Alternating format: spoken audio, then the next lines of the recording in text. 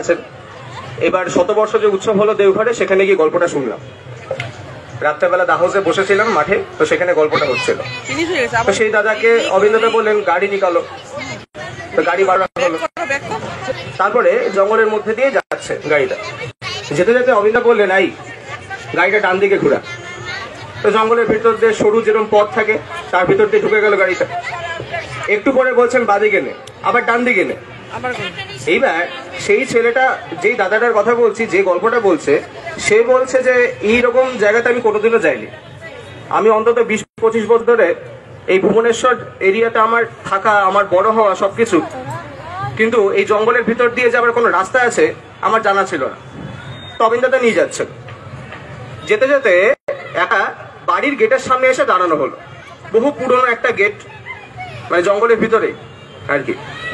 তো দাঁড়ানোর পরে যখন দাঁড়ানো হলো, তখন গেটটা খুলে একজন দাদা এবং একজন মা বাইরে বেরিয়ে এলেন এবং এসে প্রণাম করলেন। এবার পুজোবাদা অবিন্দদার সাথে যারা ছিলেন সবাই কনফিউজড যে কার বাড়িতে এসে কি ব্যাপার, কিছুই বুঝতে পারছেন না, কারণ আগের থেকে কোনো রকম প্ল্যানিং কিচ্ছু করছে না। অবিন্দদা নামলেন, নেমে গিয়ে ওই বাড়ির গেটটা খুব সুন্দর, মানে লতা পাতা দিয়ে খুব সুন্দর করে সাজানো, ফুল টুল দিয়ে। গেটের ভিতরে ঢোকার পরে দেখা গেল সারা বাড়ির যে এরিয়াটা আছে, সেই এরিয়াটাতে বিভিন্ন রকম ভেষজ গাছ, আয়ুর্বেদিক যে গাছপালায় ভর্তি, খুব সুন্দর সাজানো। দেয়ালগুলো সুন্দর করে পাতাবাহারের গাছ আছে, খুব সুন্দর। তো ওনারা সবাই ঢুকলেন। তো অবিন্দদা গিয়ে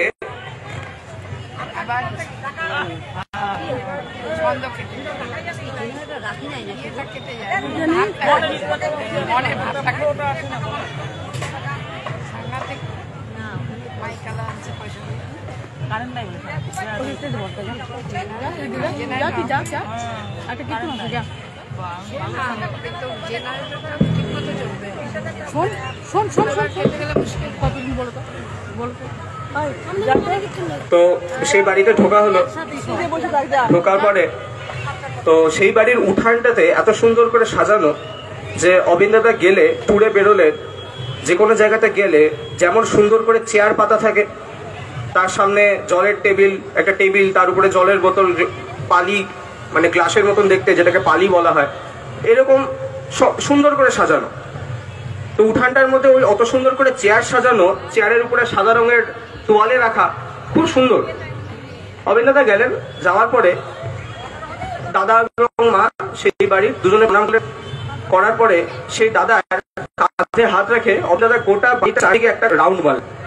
আর ঘুরতে ঘুরতে জিজ্ঞেস করছেন ইয়ে কনসা পেড় হ্যায়, ও কনসা পেড় হ্যায়, মানে এটা কিসের গাছ, ও কিসের গাছ, এরকম সব গল্প হচ্ছে। এবার একটু পরে অবিন্দদা এলেন। তো এই ফাঁকে এই অবিন্দা যখন ঘুরছিলেন, সে দাদার কাঁধে হাত রেখে ঘুরছিলেন, সে সময় সেই বাড়ির যে মা আছে তাকে গিয়ে, যে দাদা আমাকে গল্প বলছেন এবার দাদা, তিনি গিয়ে, তার মনে অনেকক্ষণ ধরে একটা কনফিউশন চলছিল যে হঠাৎ করে অবিন্দদা বললেন ঝুমকা ফলসে যাবেন, সেখান থেকে এখানে ঢুকে গেলেন, আর এখানে এসে দেখছি যে এত সুন্দর করে সবকিছু সাজানো, অবিন্দার বসার জন্য পর্যন্ত চেয়ার টেয়ার সবকিছু সাজানো, জলের মানে গ্লাস বা বোতল সব রেডি, এটা কি করে হলো? তো সেই মাকে কি জিজ্ঞেস করছেন, আচ্ছা অবিন্দা যে আসবেন সেটা কি আপনারা আগে থেকে জানতেন? কে জানিয়েছে আপনাদের? কারণ মন্দিরে তো এগুলো নিয়ে কোনো ডিসকাশন হয়নি, আসার কোনো রকম প্ল্যানিংও ছিল না। তখন সেই মাটা কাঁদতে কাঁদতে বলছেন যে দাদা অবিন্দাটা যে আসবেন সেটা আমি জানতামই না।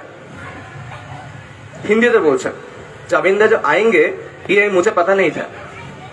তখন সেই দাদা কনফিউজড হয়ে জিজ্ঞেস করছেন তাহলে এই যে অবিন্দাটা যে এসেছেন তার জন্য আপনার যে এখানে চেয়ারটা এত সুন্দর করে টাওয়েল দিয়ে, সাদা রঙের তোয়ালে দিয়ে সাজানো, কাপড় দিয়ে সাজানো, সামনে জলের গ্লাস রাখা, এগুলো আপনারা অ্যারেঞ্জ করলেন কি করে? এরপরে যে কথাটা না, সেই কথাটা শুনে আমার মাথা খারাপ হয়ে গেছিল সেদিন। সেই মা বলছেন অবিন্দাদার যখন জন্ম হয়েছিল সেই দিন থেকে আমি প্রত্যেকটা দিন আমার বাড়িতে আমি চেয়ার সাজিয়ে রাখি অবিন্দাদা কোনো একদিন তো আমার বাড়িতে আসবেন বলে। আমি যে ঘটনাটা বলছি খুব বড় জোর হলে 4-5 বছর আগে এর মধ্যেই ঘটনা হবে, তার থেকে পুরনো নয় তো। অবিন্দাদার জন্ম হয়েছে 2000 সালে। এটাকে বলে সরল ভালোবাসা। না তো কোনো বই পড়েছে, হাতে গোনা হয়তো কয়েকবার দেওঘরে গেছে কিনা তাও জানে না, এরকম একটা কন্ডিশন। সেই মা হাউয়া করে কাঁদছেন। তারপরে অবিন্দা এলেন, সেই যেমনটা ওনার এক্সপেকটেশন ছিল, ভালোবাসা ছিল, সহজ সরল ভালোবাসা, সেই বসার চেয়ারে বসলেন। মাটাকে জিজ্ঞেস করলেন, আপ মুঝে পানি পিলা सकते हैं, জল খাওয়াতে পারবেন? সেই মা জল নিয়ে এলেন, অবিন্দা জল খেলেন, এসে গাড়িতে উঠে গেলেন। ওই দাদা মা প্রণাম করলো। গাড়িতে ওঠার পর অবিন্দা দাদার সাথে যে আরো যারা গুরু ভাইরা ছিল তাদের মধ্যে একজন ছেলেকে দাদা বললেন, এই তোর কাছে 4000 টাকা হবে? বলছেন আগে। বলছেন ওই দাদা মায়ের হাতে একটু দিয়ে এত। সেই ছেলেটা বাইরে বেরিয়ে গিয়ে যখন সেই দাদা সেই দাদা এবং মায়ের হাতে 4000 টাকা দিল, ওই বাড়ির মা হাউমাউ করে কাঁদছে। কাঁদতে কাঁদতে বলছেন, এটা কিসের জন্য?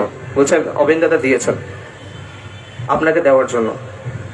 সেই মা তখন কাঁদতে কাঁদতে বলছেন, আমার একটা ছোট্ট ছেলে আছে, স্কুলে ভর্তি করব, সেটা টাকা নেই, এই টাকা দিয়ে আমি স্কুলে ভর্তি করব।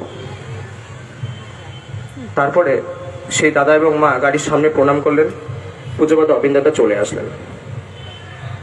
সহজ সরল ভালোবাসার একটা সাবলীল ঘটনা, যেটাকে অলৌকিকতা দিয়েও ব্যাখ্যা করা যায় না, যেটাকে হয়তো প্রেম দিয়েও মানে মেজারমেন্ট করা যায় না, এরকম একটা ব্যাপার।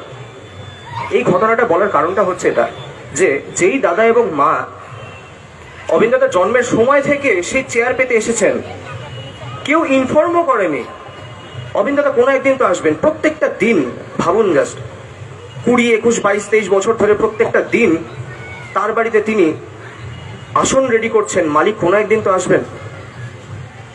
ভক্তের টানে ভালোবাসায় তিনি কিন্তু একদিন অবশ্যই গেছেন।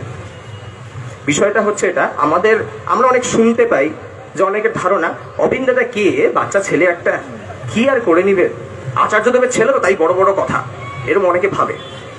এটা হচ্ছে একটা এক্সাম্পল যে আচার্যদেব বা আচার্য পরম্পরা ওনার বৈশিষ্ট্য নিয়ে জন্মগ্রহণ করেন, বড় হওয়ার পরে বা 25-30 বছর হওয়ার পরে হঠাৎ করে আচার্য হয়ে যান না, বৈশিষ্ট্যটা ওনার মধ্যে থাকে।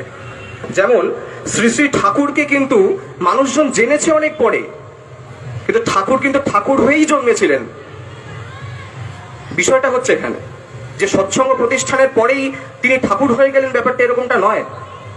ঠাকুরের যে ঠাকুরত্বের বৈশিষ্ট্যটা তার এটা জন্মগত ছিল, আচার্য পরম্পরারও তাই। একবার ছোট্ট একটা কথা বলে শেষ করছি।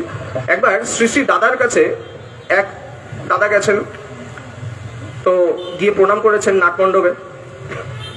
শ্রী শ্রী দাদা কিছু একটা কথোপকথন বিষয় বলে দিচ্ছিলেন যে কিভাবে ছেলে